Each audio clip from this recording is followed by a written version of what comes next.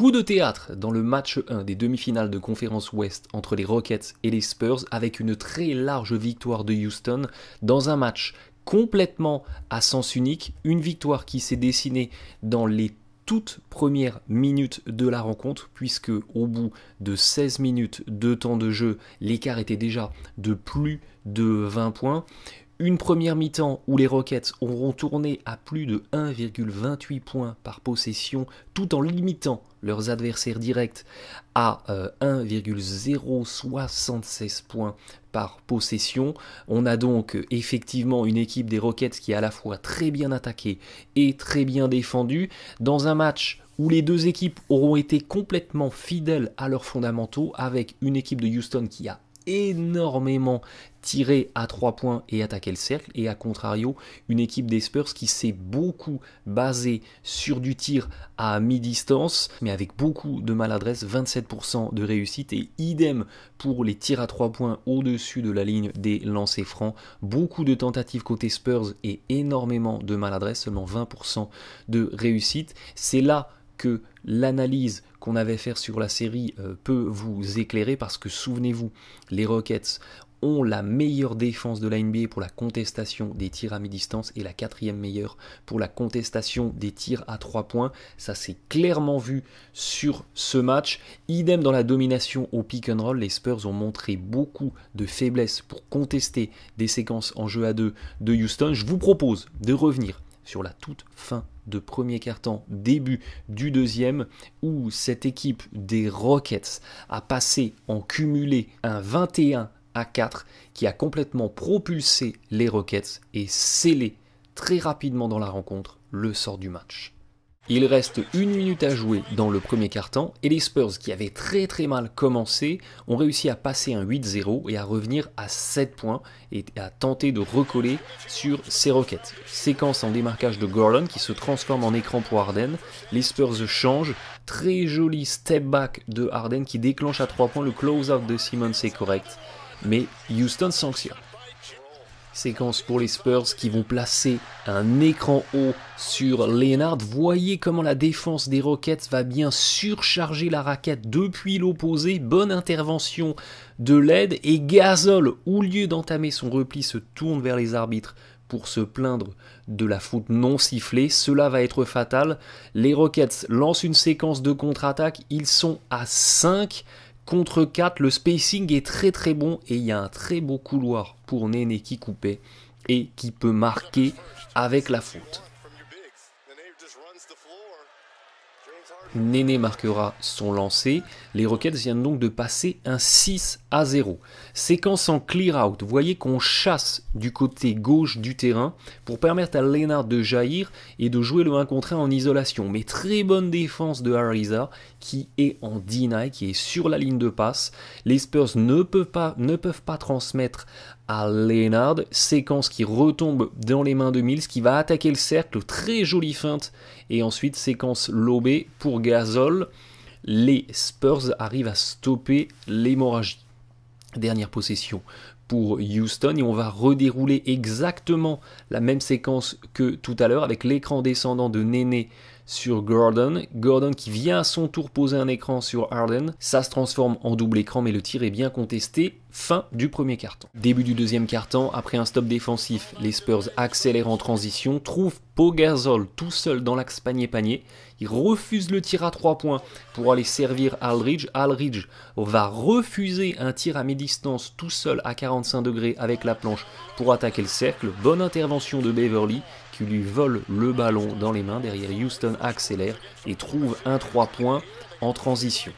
Nouvelle séquence placée pour les Spurs, écran haut sur Patty Mills. Voyez comment on conteste bien l'accélération de Patty Mills et comment la défense des Rockets va bien surcharger la raquette pour contester un débordement et une attaque du panier de Mills.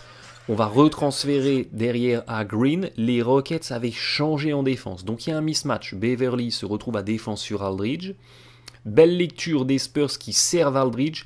Et voyez comment à nouveau on a cette défense des Rockets qui vient complètement surcharger la raquette et verrouiller le secteur intérieur. Beau renversement de Aldridge sur Mills qui peut déclencher à 3 points quasiment seul, mais c'est manqué. Après le rebond défensif, les Rockets accélèrent en transition, bénéficient d'un replacement défensif qui crée un mismatch avec Beverley face à Aldridge. Très intelligemment, le meneur de Houston va aller attaquer le cercle en vitesse pour déborder son défenseur. Fixation, on ressort sur Anderson. Pau Gasol est obligé de sortir très très haut car Anderson est un tireur à 3 points et simplement avec un petit dribble, l'intérieur de Houston efface son défenseur et va provoquer la faute. Anderson rate son lancer, les Spurs sont à moins 16. Séquence placée mi-terrain avec un démarquage de Green dans le poste de l'ailier. Ça croise entre les intérieurs, on renverse finalement de l'autre côté.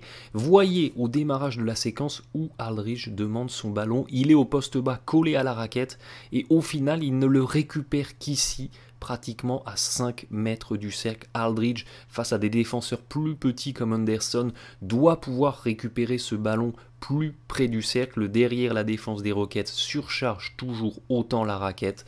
Aldridge ne transfère pas, tente un fadeaway compliqué et encore un stop pour Houston. Évidemment, Houston en profite pour accélérer, changement défensif, Aldridge se retrouve à nouveau face à Beverley qui une nouvelle fois le déborde en dribble, fixation dans la raquette, on va ressortir sur Gordon, Gordon qui se retrouve face à un Aldridge qui une nouvelle fois va être débordé en vitesse, Lee est obligé de venir aider et on retrouve Capella qui peut aller tranquillement dunker.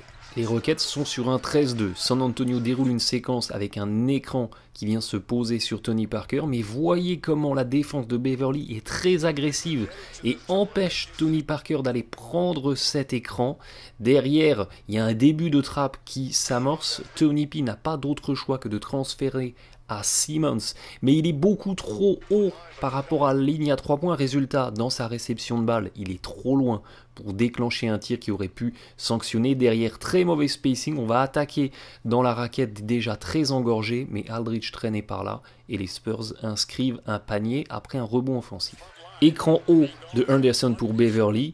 Derrière, la défense des Spurs change sur l'écran. On va donc se retrouver dans une séquence avec Tony Parker sur Anderson et Aldridge sur Beverley. Très intelligemment côté Rockets, on repasse par le meneur. On fait poster Anderson, beaucoup plus grand que Parker, pour qu'il le joue avec sa taille près du cercle, dos au panier. La passe est transmise, mais derrière, inexplicablement, Aldridge vient aider sur Anderson alors qu'il y a déjà David Lee qui venait du côté faible apporter de l'aide à Tony Parker. Beverley, après un petit handoff, se retrouve complètement seul à 3 points laissé par Aldridge et Houston sanctionne. Écran haut de Aldridge sur Parker, la défense des Rockets se change. On a une situation où Tony Parker est face à un intérieur plus lent. Il y a un décalage qui se crée, un tir à mi-distance qui se tente, mais c'est encore manqué. Rebond défensif de Houston qui continue d'accélérer et sur un split, Beverley perd la balle. Nouvelle montée de balle pour les Spurs qui vont mettre en place un système avec un démarquage de Simmons. Ensuite on croise, Aldridge vient se présenter au poste bas. L'idée sur cette séquence, c'est que Lee pose un écran sur Green qui vient jaillir dans l'axe panier-panier, mais l'écran est très mal posé, le démarquage n'est pas franc. Derrière on va resservir Aldridge au poste bas. Bon choix de Simmons qui se présente pour le handoff. La défense passe derrière Aldridge, Simmons a un tir à mi-distance ouvert et nouveau tir à mi-distance ouvert manqué pour les Spurs et nouvelle accélération sur le rebond défensif des Rockets. Ici sur la transition, erreur de communication des Spurs. Green est déjà en couverture et peut prendre l'attaquant des Rockets dans le corner. C'était donc à Simmons de monter sur le ballon ou inversement, Simmons prenait le corner et Green pouvait monter sur le ballon, mais rien des deux ne se passe et Beverley peut tranquillement tirer à 3 points. Séquence placée des Spurs. On va servir Simmons qui va bénéficier d'un écran de lit, mais l'écran est mal posé, il est beaucoup trop bas. Résultat, la défense des Rockets, ici avec Gordon, arrive très bien à sauter par-dessus l'écran et contester le drive.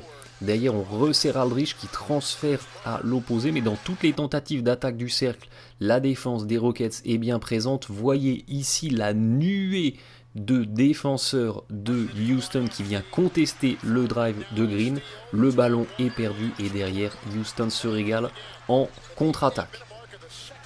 Possession toujours placée côté Spurs, on voit toujours cet écran haut, belle contestation de Capella qui monte bien sur Tony Parker qui sort de l'écran, dévie même un petit peu le ballon, derrière fixation de Tony Parker qui retrouve David Lee tout seul au poste haut et encore un tir à mi-distance manqué.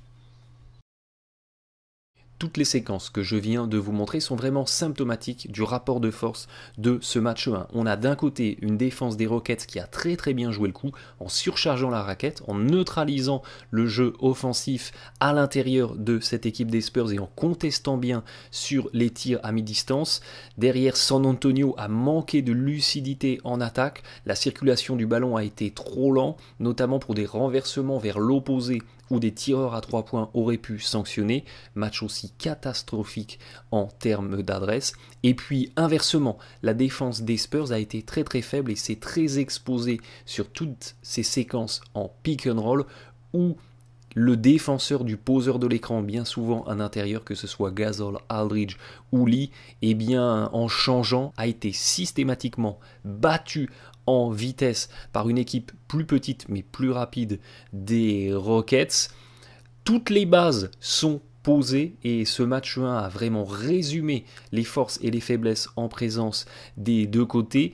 Les Spurs sont maintenant déjà dos au mur dans l'obligation d'aller gagner le match 2. L'équipe des Rockets va continuer sur son plan de match parce que dès que ces Rockets peuvent arracher un stop défensif, peuvent arracher un rebond, et bien ils peuvent derrière accélérer, ils peuvent derrière mettre en place leurs séquences rapides, leurs séquences en transition qui sont très compliquées à défendre et qui offrent des tirs à 3 points ouverts. Donc c'est vraiment les vases communicants, la bonne défense de Houston, ces stops défensifs, ces rebonds permettent dans la continuité d'aller trouver des paniers faciles, des paniers rapides en transition. Maintenant, ça n'est que le premier match, les Spurs n'ont pas à s'inquiéter, ils ont été très mauvais en attaque et très mauvais en défense, c'était vraiment un match à sens unique, à eux maintenant de s'ajuster, de se réadapter avec plus d'agressivité vers le cercle, plus de renversement, plus d'adresse